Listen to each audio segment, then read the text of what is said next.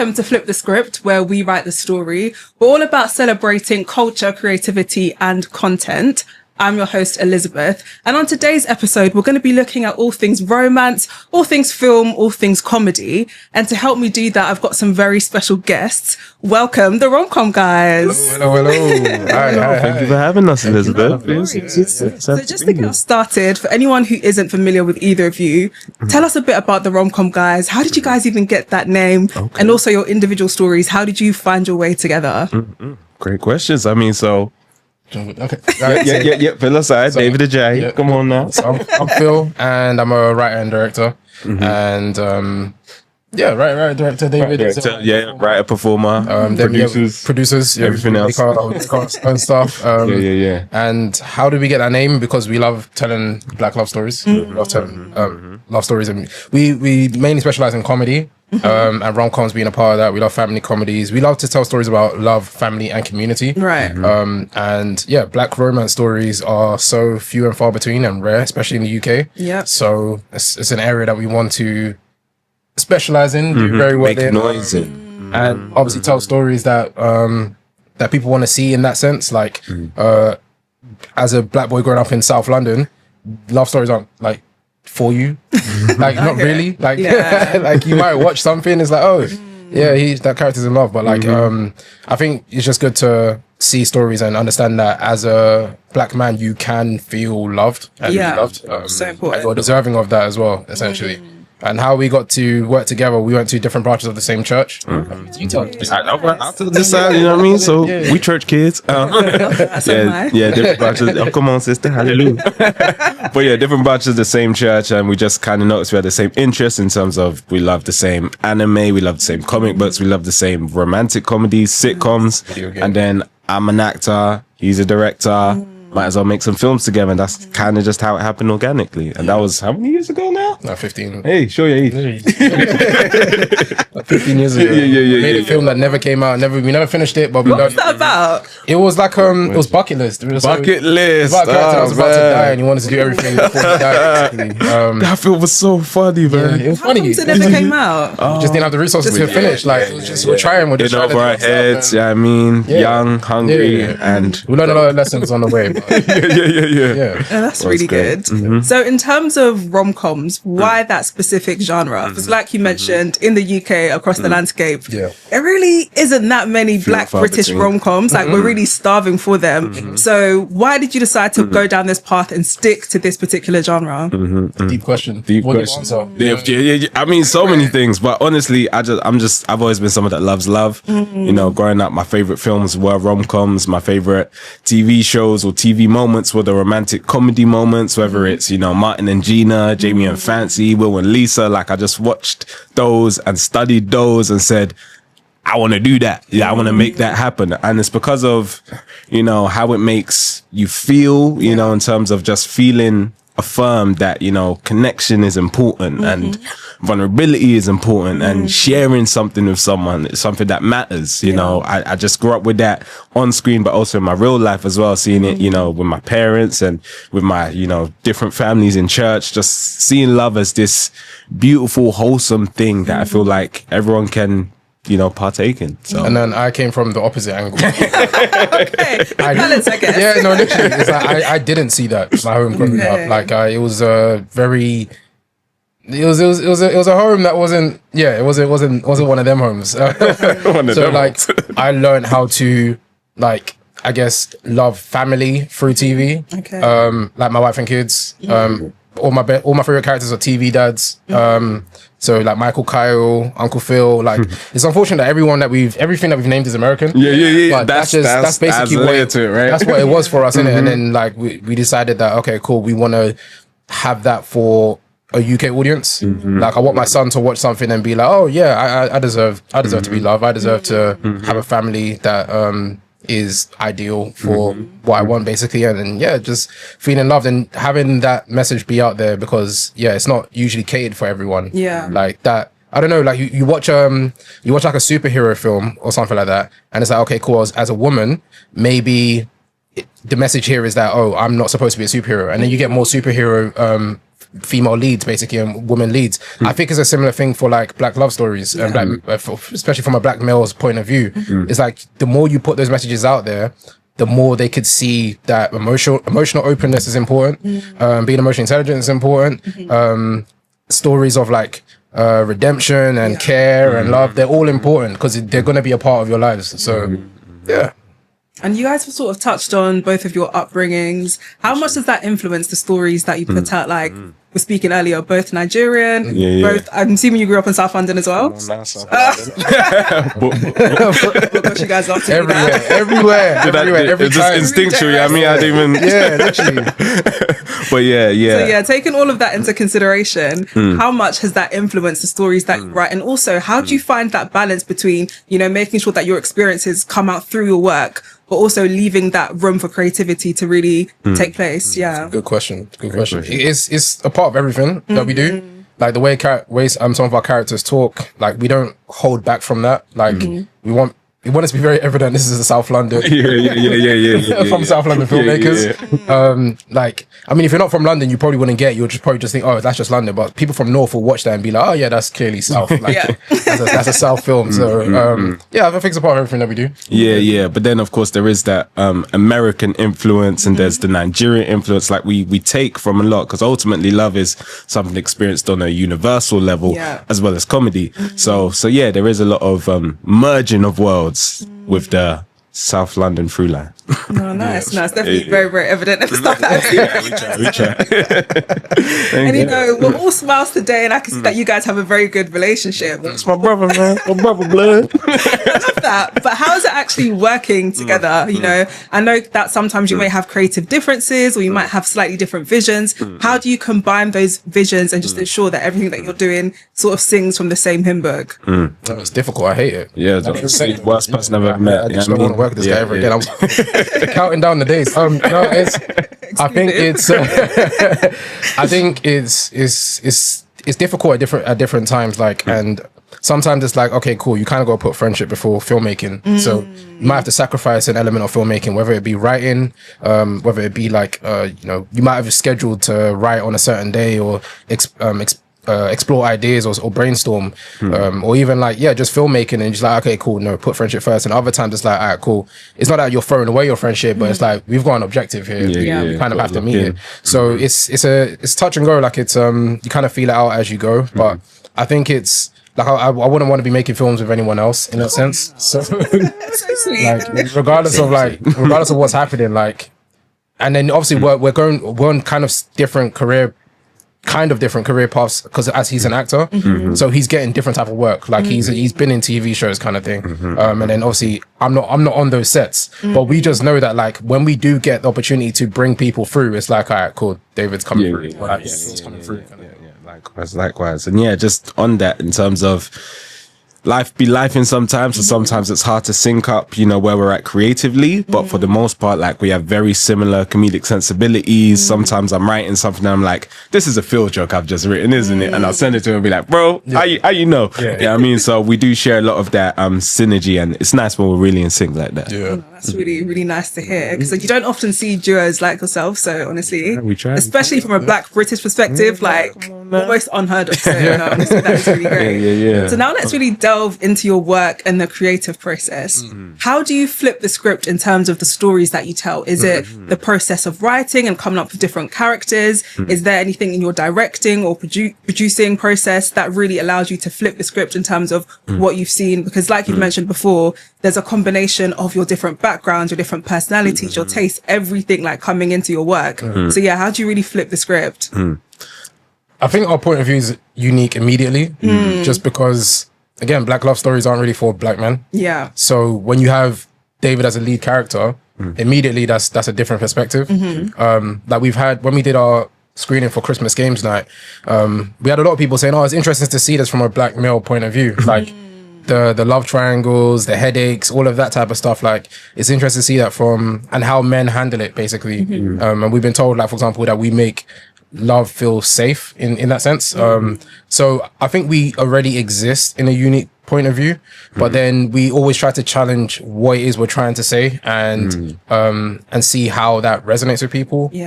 Because ultimately you're putting a message out there. So like, for example, when we did His Sickle Journey, which is our sickle cell awareness film, we're putting a message out there, so we have to kind of, things have to be handled with care, essentially. No, absolutely, I echo all of that. And yeah, it's just a case of having that authentic, you know, voice, that authentic experience, but then being compassionate to the experience of those around you as well, and seeing how you can weave it and blend it and make something that a lot of people can connect to, you know. So that's the aim. Really important. And speaking of his sickle journey, that is quite a sensitive topic and quite a deep topic to tackle in film. So how do you find that balance between sort of emotional depth, but also making sure that the content that you're putting out is entertaining for your audience as well? Great question. I mean, hey, at the end of the day, we believe comedy carries a lot. You know, we believe that, you know, if you've got them laughing, you've got them listening. And then once they're listening, you could tell them something, you know. So we do usually start with comedy first. You know, we start with the theme, we start with the message, and then we focus on the comedy. We make it as funny, as authentic, as natural as we possibly can, knowing that as long as they're tuned into the laughing bit, they're going to be dialed in for, you know, the all is lost moment of the film, and then the, you know, finale where we got the happy moment, but then the learning moment as well. And it's through character arcs, you know, it's through watching the character fail and learn something and struggle and improve, you know. Taking our audience on that journey allows them to also learn something and grow and improve. So that's what we try and do. Hope we succeed. No, definitely. And so talk us through your creative process. So how does it actually start from you? So in terms of coming up with a film idea, do you sort of have individuals' ideas that you bring together, or do you sort of sit down and think, hey, let's brainstorm something? Yeah, I think we have individual ideas, and then we just kind of like talk about it or send it, like or even if it's like jokes, like you write a joke and then I'll just send it to him and be like, is this funny? Like, does this work? Cool, let's use that sometimes or something like that. But in terms of like stories or even characters, it's like, it can come from anywhere. It can come from, okay, this is a cool concept for a film or a TV show. Like if it's like His Sickle Journey, your girlfriend, you find out your girlfriend has sickle cell, but you're an overthinker and you crash out. That's a cool concept for a short film, and then you build from there. Other times it's like, I got this really funny scene idea, like a double dinner date, and there's a little competition, or have a love triangle, or have this type of character, and it's like you kind of start from kernels of ideas, whether it's a scene, a concept, a character, a line of dialogue, and sometimes you can build from there. But generally we come from different spaces, because ultimately we're two different people. We want to tell two different stories, but then we try to somehow merge them together. And then sometimes it's like, okay, cool, this is a David film, you just do this film, or this is a Phil film, you just do this film. We don't have to do it together, but we'll help each other in that sense. Like, send me the scripts, let me read it, kind of thing. Other times it's like, okay, cool, let's do this one together. So usually it starts from different places, but then we bring it together essentially and just see how we can fit both our vision.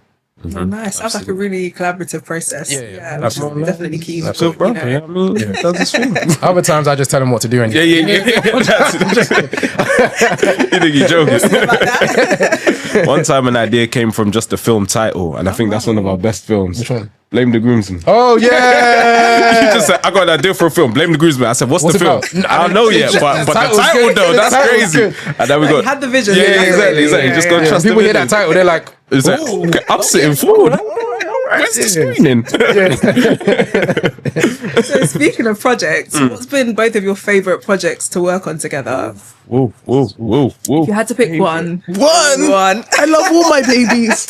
I think I'm a child in the sense that, like, you know, when a child wants to play with a toy because it's in front of them. Yeah. If they didn't see the toy, they probably didn't want to play with it. I'm kind of like that, where it's like, whatever I'm working on currently tends to be my favorite, because that's what I'm most passionate about. But if I was to, based on that, like, I'll probably say Christmas Games Night, just because of the achievement of that film and the triumph of the film, in the sense that, like, we didn't think that we could do what we did with that film in terms of selling out a cinema with that audience, because we didn't think, we thought, we're not bait enough, no one's gonna know who we are, why would they want to come and watch this film? But we're like, okay, cool, let's just try and do it anyway. And then we did it. Like, I think we were okay if we got like 25%, 50% of the tickets, like, and then we ended up selling out. So I think the triumph of that was great, but then also just the comedy in that, like, we worked with such a great team of people that were just riffing, because we like our scripts, like we think they're dope, we think they're hilarious.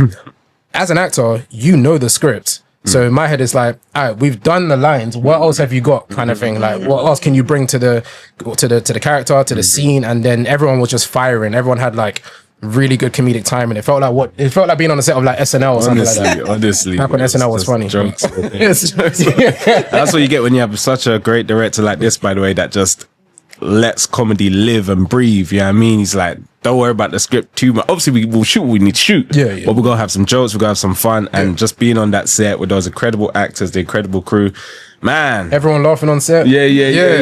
That's Oh gosh. Yeah, that's the kind of environment you need.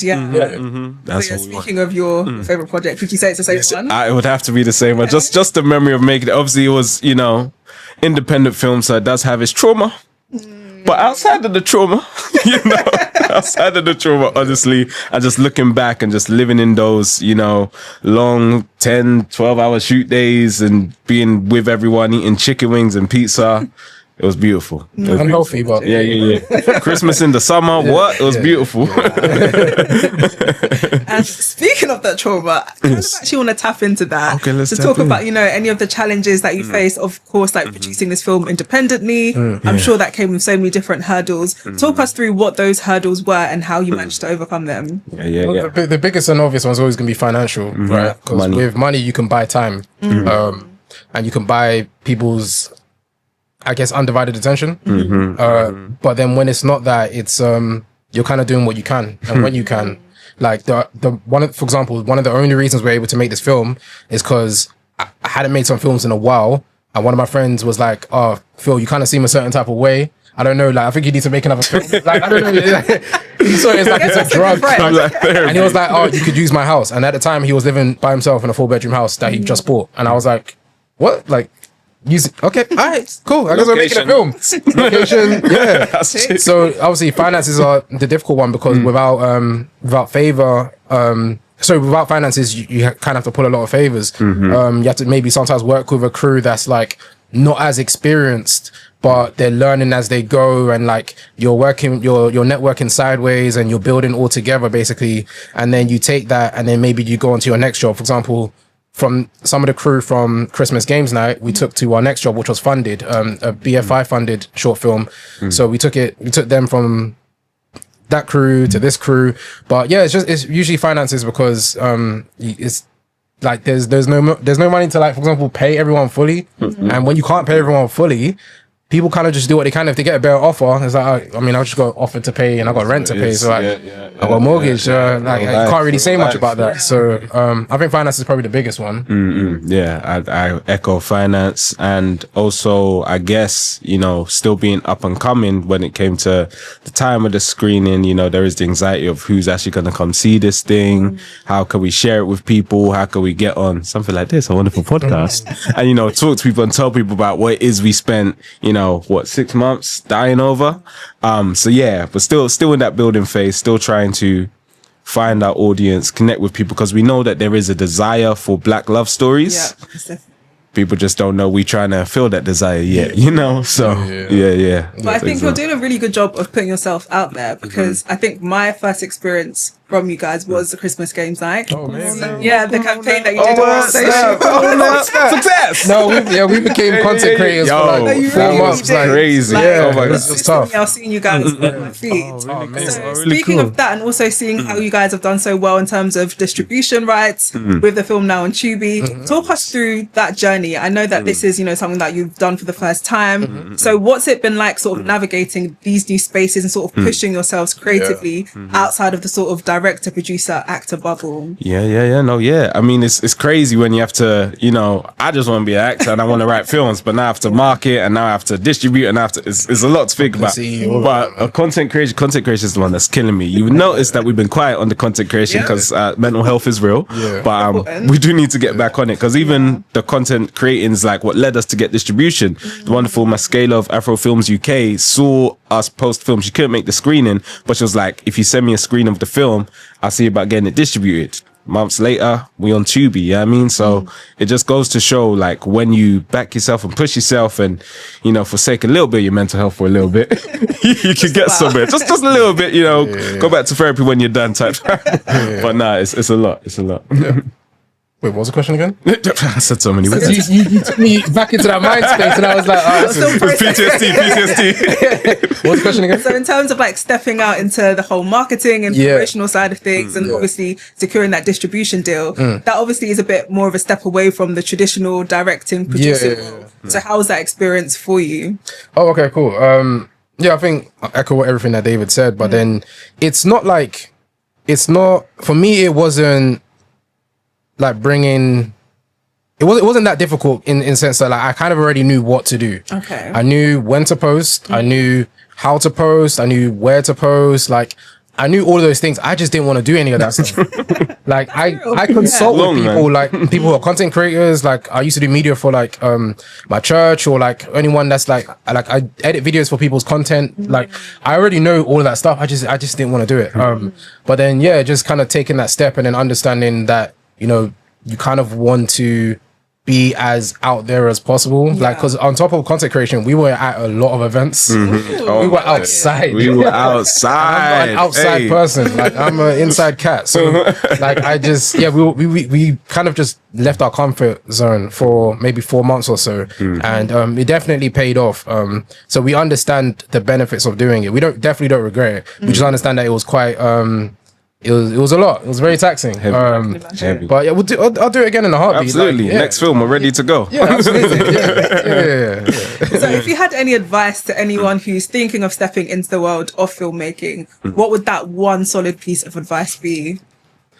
Don't do it. Save yourself. Save yourself. Choose another. I'm joking. No. Find your tribe. It's not something you could do alone. You know, as you can see, we're a comedy writing duo, but we also have so many amazing people around us who aren't even necessarily filmmakers themselves, but they are friends. They believe in us. They like what we're doing, and they support however they can. If they're, you know, the person on set carrying a C-stand, or if they're the person driving us somewhere, or if they're the person, apartment. Exactly. Or if they're the person that comes to see the film. You know, so. Yeah, find your tribe, network horizontally for sure, especially if you're starting out. You know, I'm sure you will find another 5 people who are just starting out, and that's your crew now. You know, you're starting out together, you're ending together, you know, so you go find those people and work up with them, and then bring them along. Bring them along. Yeah, that's the way to go. Yeah. Would you say the same as well, Phil? Absolutely. My advice was gonna be, don't do it unless it's like if it's something that you're just kind of getting into just because you want to see what's up. It's kind of a lot. Like there's a lot to think about. Like we've just said, we David is a writer, performer, actor. I'm a writer, director, but then we became editors, producers, marketers. We became all of those things in order for us to get our films where they need to be, because we didn't expect anyone to just do it for us. And now we're in a position where people are helping us, and people want to, okay, what's your next film, or what are you working on next, and all that type of stuff. And like, a lot of that stuff is happening for us now, but it's only because we took that step to do all those other things. And we only did those other things because we really care about the stories we're telling. And if you're in it just because, oh, this is cool, someone else got 1 million views, I think I can do that too. Yeah, it's going to be a long day for you. Because if you don't get that success, or like, I mean, we move the goalposts of success all the time. So, all right, cool. Maybe look back at a year and be like, oh, this wasn't a successful year, but you've had more meetings this year. You people know who you are this year. Maybe you completed like 4 or 5 scripts this year. You're taking steps, and you're like, it feels like you're going around in circles, but you're actually going upwards.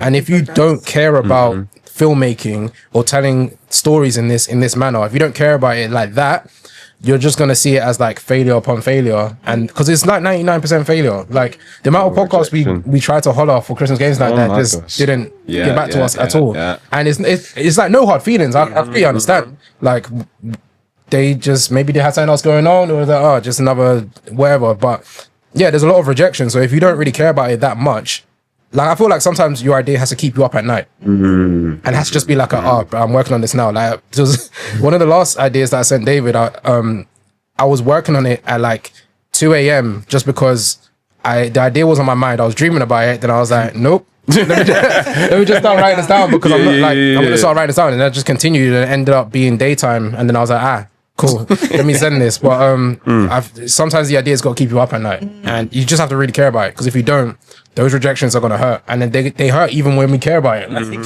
we've got rejections from places, and we're just like, How we gonna? Yeah. How you doing, David? That's Oh, yeah, I'm here. How you doing, Phil? Day off, Yeah, I'm man. here. Day off, man. I need ice cream and some Sonic. So I'm just like, yeah, only get into this if you really care about it. But yeah, like David said, find your tribe. Like we're the rom-com guys, but there's bare people that prop us up and like hold us up. Like it's like the rom-com community. The rom-com tribe. It was right there, bro. It was right there.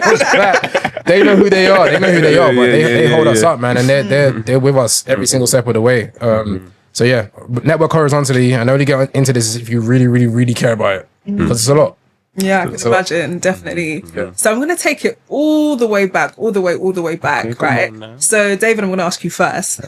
What was that first time or the first idea that you had that made you think, actually, I really want to get involved in the film industry, whether it was through your acting or your directing? What was that initial first moment that really caught your attention? Okay. Yeah. So that's a great question. That's because I know my one for acting. So I'm acting 4 years old in my little house in London with my mum and my brother, watching Fresh Prince of Bel-Air, watching Will Smith be his crazy self.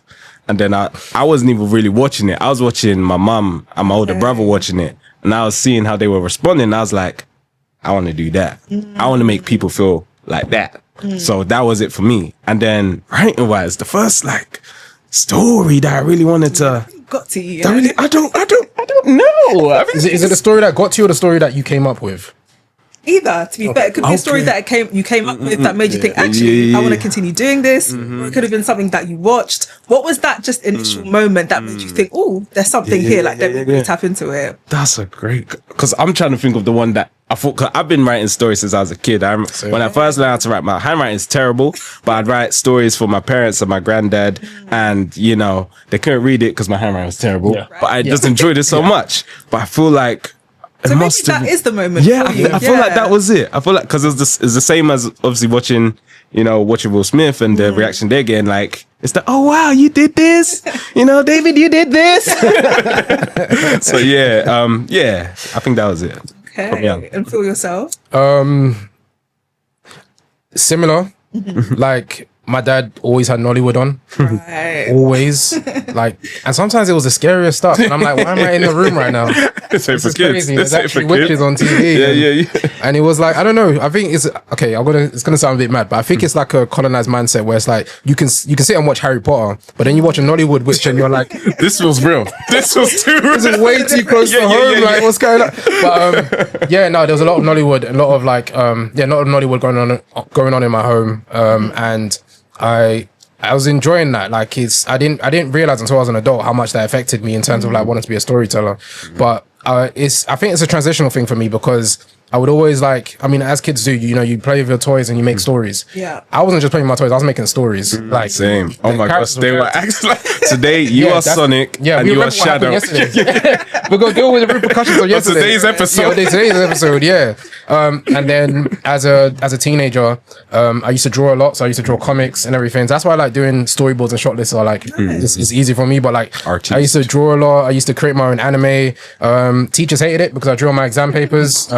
So anyone from EdXL, yeah, they probably have a lot of and AQA. But yeah, so I was always drawing and telling stories basically. So I had a lot of different anime and cartoon ideas and series, and people in my school would want to read them. So like when they'll like after lesson they'll be like, oh, what have you got this time? And I'll be like, all right, cool. This is the episode where this happened. Hey. So there was that, and then obviously that transition when like in year 9 we did that taster courses for GCSEs, and my school was offering media. I was like, oh, I can do this with a camera. So like I started to like learn filmmaking in that sense. My brother kind of told me to try and become a jack of all trades. So I learned how to do most elements of filmmaking, just so that if I need to, I can do it by myself, which I've done successfully over the past few years. So I think it was just that, and then like so basically I've always been telling stories, but then I just remember like certain films I have watched over my years, especially as a preteen, that made me feel a feeling straight away, and it's not necessarily just like oh, I enjoyed that film. Yeah. It was more like I need to go home and do something about everything I feel right now. Like whether it's I need to draw what I just watched, or I need to tell a similar story. Like I remember watching Step Up 2 and then coming out of the cinema and then wanted to dance straight then and there because I danced, so it's not like I was just I wasn't just happy. I was doing choreography, like it was a whole thing, and my brother was just like, bro, stop. So people are looking. That Stuart Little, Men in Black. Pursuit of Happiness is the first time I cried in cinema. I might have been like 12 or 13, but Pursuit of Happiness was like the first time I cried in cinema. It was a scene where in the toilet, and then they stayed in the toilet, and then he had to hold the door. Sleep. And it was like dinosaurs. That took me out, man. So it was just all of that, and then kind of marrying them all together, and then coming up. I think the earliest like sitcom idea I came up with was like a mixed race family. That great area. Our great area. Yeah. That was like the first sitcom idea I came up with, but always coming up with like film ideas and stuff like that, and then seeing how they can transition, or even like coming up with your own GTA but like set in London. So like all of that type of stuff. And I remember like friends would be like, you're never gonna make this, and I'll be like, watch me. I'm gonna watch it.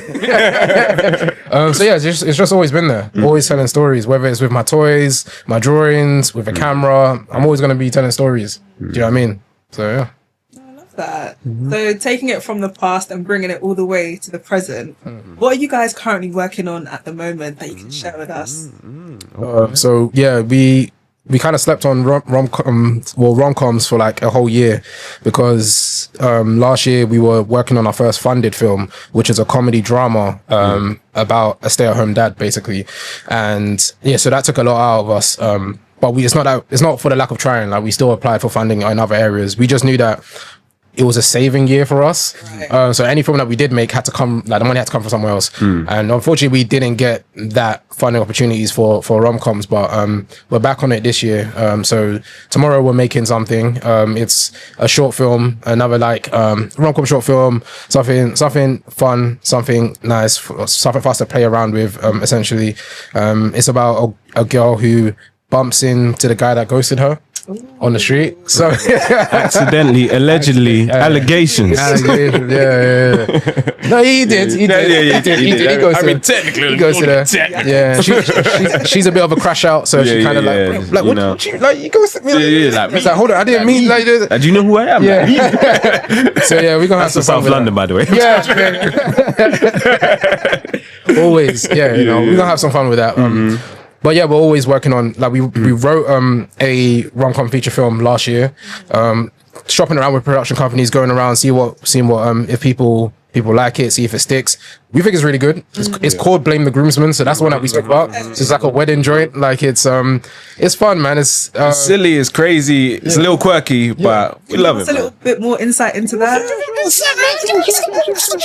No. So basically, you got this character who he thinks he deserves to be his boy's best man. And when he realizes that he's not his boy's best man, he tries to do everything to upstage the best man. Oh, wow. And in doing so, he accidentally invites the groom's exes to the wedding. And they try to destroy the whole wedding. So it blames the groomsman. It's the groomsman's fault. It's the groomsman's fault. Yeah, blame the groomsman. Especially from that perspective as well, because typically you'd expect it with the bridesmaids and but not the groomsman. Because you don't hear that enough, because when someone isn't your groomsman, I think man them will act like, it's not that deep. It's that deep, man. Whatever, man. What do you mean he didn't make it? You went to school with him for 15 years. You love him, and he said no to you. Yeah, that's what I'm saying. Hold that. From personal experience. No, he was my best man. We made it. No, we've heard that narrative a lot. I think I even heard it on like the 90s Babies podcast when I think this was after we wrote it. But they were talking about they were hurt that they weren't a groomsman at someone's wedding, and I was like, there you go. It's real. It's really real. It happens. Yeah. And guys can be catty, guys can be super catty. But that's we wrote that feature film. We would love to make it if the funding was available. So hey, listen, it's a big comedy film. There's like there's a Nigerian traditional wedding in there. Then there's the white wedding at the end. The wedding gets sabotaged. Like it's crazy. Scott Pilgrim versus the world vibes. Like the exes actually go hard and the grooves have got a rally. Our minds went to the stratosphere with that one. Like we just wanted to be fun. Because we feel like there's room for, obviously we want to tell the grounded love stories, but we also feel like there's room for us to play and get crazy and get quirky, and we don't see enough of that from our like sometimes the annoying thing is like, but that would a character really do that? It's like, well, that character would. You know what I mean? Would a character really lift a building? It's Superman, guys. Come on. Do you know what I'm saying? Like, because obviously we see like a Rye Lane, for example, and we're like, no, don't get me wrong, Rye Lane is dope. We want to make a Rye Lane. Yeah. It's extremely grounded, but we also want a wacky film that's just like this is insane, but I'm here, I'm laughing, It's I'm having entertainment. fun, like, and it's a wedding, like, and people love a wedding film. So Yeah. Yeah. Always. yeah. But that's what we're working on at the moment. And then besides that, we're writing on 2 TV shows at the moment, which is our first TV credits. So those, it's a show on CBBS and another one's on BBC. So yeah, we're just in the process of writing out on our first draft and going back and forth with the BBC and the production company about it. So that's been a challenging experience in a different way. But it's great, man. It's great. Feel good. So speaking of, working on TV, what are some of the challenges that you found in comparison to working on feature films?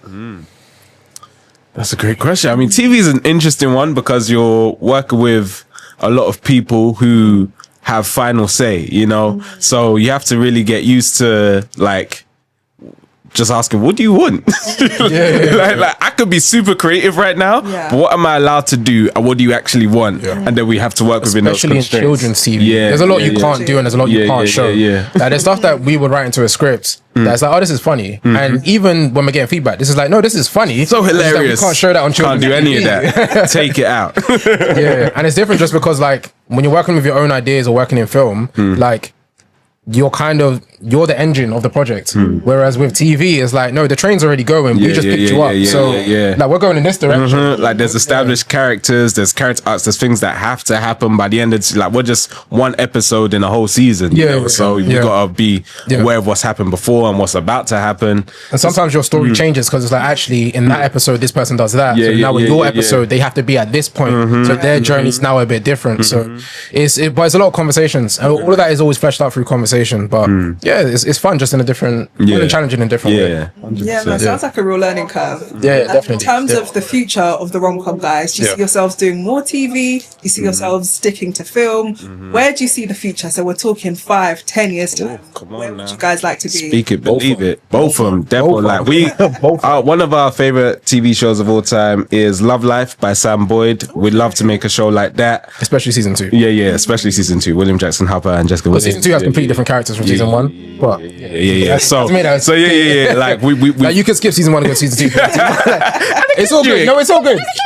Kendrick. No, it's all good. It's all good. It's all good. But no, we really feel like romantic comedy stories work really well on TV because you have more time with characters to really flesh them out, to get into the layers of not just a romantic relationship but familial relationships and friendship relationships. So that's big on the list for us. But yeah, we want to make the Black British When Harry Met Sally at the same time. So we're gonna do it more. All of it. We want to tell stories in every type of way. Like we were even like flirting with the idea of like vertical dramas as well. We just haven't had an idea that we feel like we really care about in that sense. But if it comes around, it comes around. But we don't want to be limited in the way that we tell stories. I love the idea of doing a feature film, especially as a director. But then obviously working in TV, like David said, you get to sit with characters way longer. You get to really take an audience through it, and the audience really like sits with you. Like I'm sure you guys all remember like when Insecure was like out, and glory days. You watch an episode and there's a conversation on the TL. Days. Yeah, all of that, man. Like season 4, episode 8. Yeah. Don't get me started. TL went crazy. TL went mad. I was right now still on Twitter, guys. Yeah. But like it's the idea that like you're sitting with a character for a very long time, and so like you get to tell a whole bunch of different stories, whereas a feature film kind of feels a bit, when it's done, it's done. You might get a sequel, but I mean maybe you want to move on to another story kind of thing, innit? So and also I feel like with TV you get to work with far more different voices as well, like writers' rooms and stuff. Writers' rooms. Yeah. So but we don't want to be limited. We want to tell stories in every single facet. Like we're working in TV right now, but like I said, we just wrote a feature film, and we'll start writing another one. I don't know. No. And also we always want to continue telling short film stories, because you get the opportunity to work with an idea like, oh, this is a cool meet cute, let's make a short film over that, or like this is a cool scene, or this is a double dinner date or something like that. You're working with all these elements that perhaps when you do get that feature film or you work on a longer project, you'd be like, all right, let's take that element that we did in that short film and let's use it here. Different characters, different vibe, but like you've learned a lot of lessons in making that short film. You can now use them here. So we don't want to be limited, and we want to continue telling stories in that sense. Might even write a book. Who knows? Hey, who knows? Come on now. Hey, Honey and Spice, Bully Babalala. I obviously love that book. Yeah, incredible. That's really interesting. And I'd say, based on both of your experiences, what would you say that you'd love to see from the industry going forward, whether it's TV or film, especially in the Black British space? Man, we just want to see more variety. Like, there is variety, but we want more, you know, and not just more variety, but more variety that is being appropriately marketed and That's a very good point. Yes, and appropriately supported, you know, because we feel like there's a lot of great stuff out there that just doesn't get enough of a shot, you know. It kind of is thrown into the dark where no one's really gonna find it or see it and say, well, we gave you that one. You know what I mean? Like, we don't want that. We want people to see our work, the variety of our work from Black artists, you know what I mean, on the main stage, on the main screen. And we want to see it supported, funded, greenlit, you know? Yeah, variety is important. Like, I don't want, the conversation always tends to be like, oh, they keep making another Top Boy or gang film. Like, gang films do really well and they don't do, like, I'm not really in a this or that kind of vibe. I'm more like, we need it all. We need all those stories. Like, I'm not even in a whataboutism thing, but like, them man have Godfather, Scarface, all of that. Like, there's always a crime thriller every day, but then they also get like a new girl. We want a new girl. We want to make the Black new girl. This year, like, I Love LA, which is basically, it's basically Insecure, but for white people. Like, it's like they get the breadth of story. So I just wish that we would have all of those as well. Essentially, like, it's happening. It's happening very, very slowly.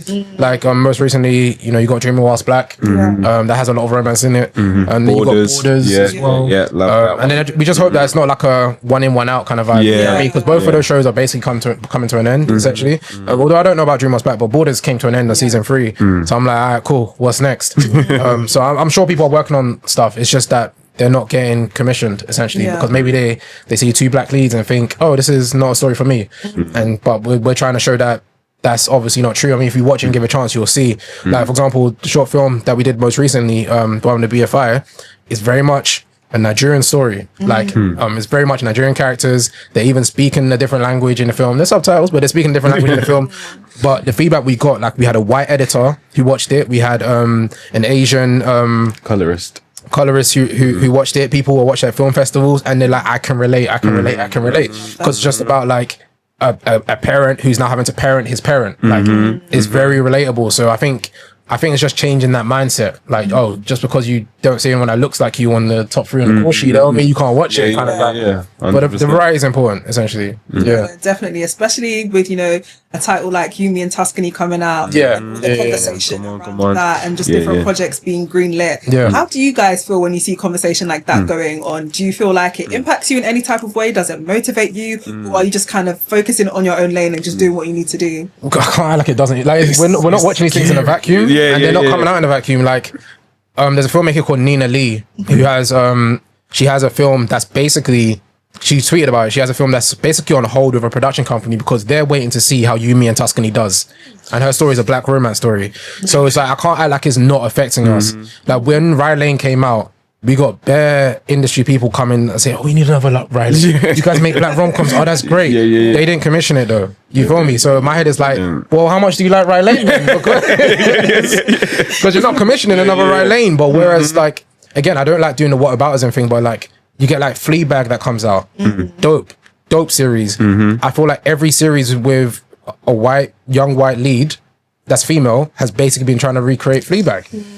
And respectfully, like, some of them are really dope. Others are just like, okay, you saw Fleabag do well, so now you want to do something similar. But my head is like, okay, well, you guys thought Rye Lane was great. Why haven't we got another one? Apparently, there's a rom-com being worked on right now. I don't know much about it, but I think, we can't act like these things aren't affecting us, essentially.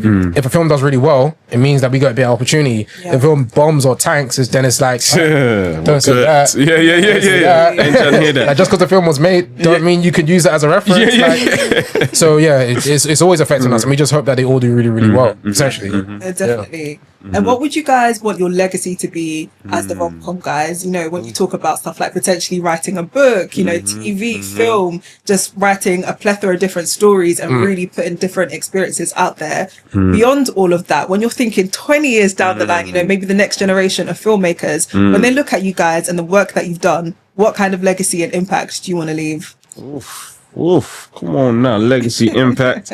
I think for me, it's always been the sentence, reminding people to love. Okay. Yeah. Really important message. Yeah, that's all I got. That's all I got. Love is the way, love is the key. I mean, God is love. I think about this a lot just because, like, as a father, and I'm just like, I want to make stuff that my son will watch. Luckily, I'm working on two children. We're working on two children's shows right now, so that works. Come on now. He actually likes the show that we're about to write on, so that's gonna feel great when he watches it. And is that Daddy wrote that one? So cool. But like, I think it's just a thing of like, and we might not see it because it might be in people's personal lives, but people wanting to amend differences and wanting to reconcile, and people feeling that they can be loved or like that they know how to love. Like, I learned how to be a dad through watching My Wife and Kids. Like, it's not an amazing example, but it's a good example. Like, I do some Michael Kyle stuff. But also Uncle Phil with like his sturdiness and stuff like that. And like I learned all those things. So I'm thinking, all right, cool. Maybe there's a young black boy who grows up, maybe from South, maybe. And then they realize that, oh, I deserve to be loved. And obviously, when I say it like that, it's like, of course you deserve to be loved kind of thing. I think there's a lot of people who don't operate like they deserve to be loved. And you can see it in the way that they treat themselves, the way that they treat women, all of that. Like the relationships they have with their moms, their fathers, or even the women in their lives and that type of stuff. But I just feel that I just hope that we put out a positive message that helps people grow in that sense. Or even like when we do a film like His Sickle Journey, a lot of people found out their genotypes. People having those real conversations Donating about blood for the first time. Donating blood for the first time. Maybe, fortunately or unfortunately, they might go, all right, maybe I shouldn't be with this person because we're not compatible. But that's a conversation you had to have. So I'm just hoping that we create positive change as well, essentially. And I hope people realize that they can do it in the UK as well. Because I always thought I need to go to the US. And then I saw a filmmaker like Sebastian Till, who's he's directed like Supercell, A Dream Whilst Black. He had a show called Just a Couple, which I loved. And then he had a whole bunch of short films. Like, he was like my hero for a very long time because I thought, I have to go to the US. That's the only way, because every show I watched was in the US. Then I saw him do his stuff, and I'm just like, I've seen his growth, and I'm just like, I can do it here. So I hope someone sees me and they're like, oh yeah, okay, cool. I can tell a comedy story here. I can tell a black comedy story here. So yeah, I just hope we create positive change and we inspire people to try and do something similar, essentially. That is amazing, because honestly, we do need to have like more black rom-coms, especially from that black British perspective. We're literally starving for it. Dying the for work it. we're doing is great, and I'm just excited to see you guys continue to evolve and to grow in different ways. What do you want to see in the industry? I would love to see more ownership, actually. More ownership of intellectual property, especially when it comes to diverse stories, authentic storytelling that really feels nuanced and just tells different stories. I want to be able to watch TV and find something that feels like a breath of fresh air, find something that feels relatable to me authentically and not in a cliched way. And that's why we do what we do here, just to highlight the people that are doing things like that and the content and the stories that are being told that just honestly feel really authentic. Like, we're really, really big on authenticity. So what was the last thing you watched that you felt that type of way? Do you remember? The last thing that I watched that made me feel that type of way, I'd say that's a very good question. I think from a black British perspective, I'm a massive fan of Dreaming Whilst Black. I think that's great. I really find the humor in that as well just feels like on the nose. It doesn't feel, you could tell it's written by us. Very specific. Very specific. Really enjoyed that. And there was actually a short film that I watched on the BBC the other day. The title, I think it's called A Mustard Seed or something like that. Really interesting, sort of delves into exploring grief and religion and that kind of dynamic. I think the characters were British Nigerian, so they were also exploring that kind of theme in the film, and it was something really different that I wouldn't have expected to see on a platform like the BBC. But I was like, this is a story that I might not be able to relate to directly, but the themes in it remind me of people that I know, communities that I come from and that I interact with. So seeing stuff like that, love to see, and I'd love to see more stories like that. Really, absolutely. Refreshing. Absolutely. I'm missing it. Sure, we're on the same wavelength. We aligned, sister. We're going the same way. Definitely. Right, so now finally we're going to do a quick fire round where we're just gonna delve into your personal taste. I want you guys to not think too deeply about things, but just I'm keep thinking up already. your- I don't know how I think it's so much. Yes. I'm thinking even more than I think before. Yeah. I think. Yeah. They're very hard questions. Okay, so the first one is romance or comedy. If you had to pick one, which one would you prioritize? What, in my life or like as a film? As a filmmaker. I mean, in your life, I should have. Oh, There's no. only one correct Because answer. I'm married. That's no joke. That should kill me. As a filmmaker, Yeah, as a filmmaker. comedy, just because it has everything in it. Like romance might be like dark. Like Yeah. Romance can Sometimes be it can be pretty dark, twisted. like- Pretty But twisted. yeah, no, comedy because it has everything. Like it's got everything I want in there. Like dark comedies, situational comedy, sitcoms, romantic comedy. Yeah, comedy. Comedy. Okay, the same for you as well? 100% comedy. Okay, Yeah. nice. Especially as an actor, just being on set and watching people break Yeah. is like the best thing ever. Absolutely. Yeah. Absolutely. Yeah. Alright, so what are both of your favourite rom-coms of all time? Ooh, Boomerang. I was gonna Eddie say Murphy. yours, you said mine. Oh no! We should plan these yeah, we things. should plan That this. awkward moment. His one is Boomerang. Eddie Murphy. He loves it. He loves it. His one is That Awkward Moment. Yeah, Oh, now Zac Efron, Michael B. Jordan, Miles Teller. Yeah. But I can't act like I love. It's not a rom com, but it kind of is. This ain't no rom-com. Drumline. Okay. Yeah.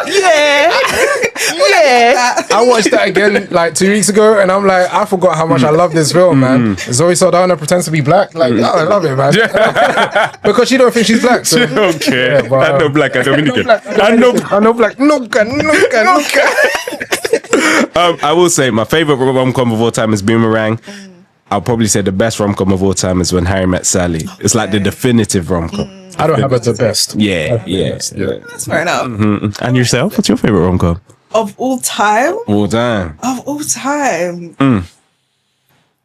I think I would struggle to pick, That's what I'm saying. It's hard to narrow it down, right? Yeah, it depends on the. Yeah. I hear that. I'm very spontaneous as sporadic in my Keep it viewing spontaneous. habits. So my next question is, if you could have one actor or actress in your next project, who would it be? Kiki Palmer. Oh, straight.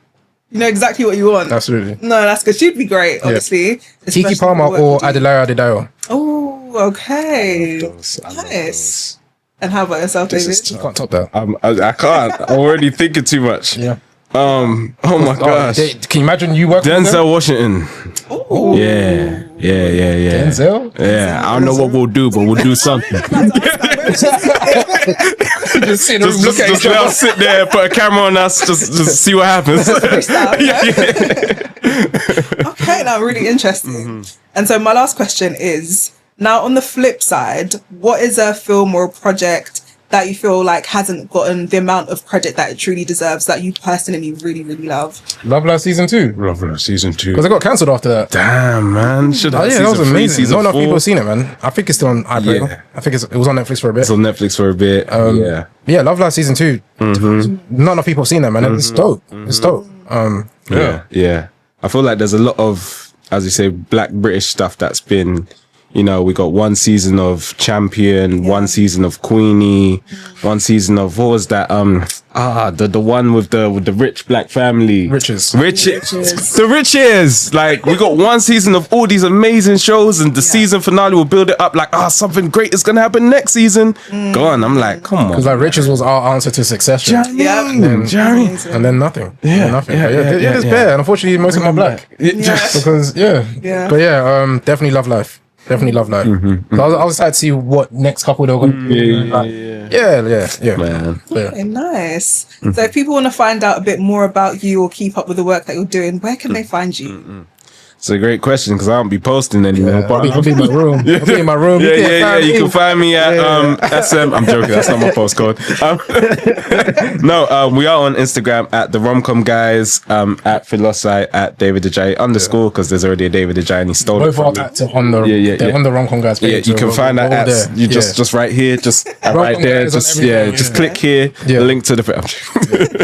Yeah, but yeah, we're posting. Yeah. We're going to post it soon. Because we're working on a new thing, so we're going to post that. Yeah. Lovely. I'm excited for that. Yeah. And thank you so much for joining me on today's episode. It's been really good conversation, really interesting. Thank you. Yeah, I'm excited to see where you guys go and what you guys get up to next. Sure. So that's a wrap for today's episode. I hope everyone has enjoyed it. Make sure that you're following us across socials at Flip the Script UK on all of our social platforms. And make sure you stay tuned for our next episode where we'll be getting into more culture, creativity and content.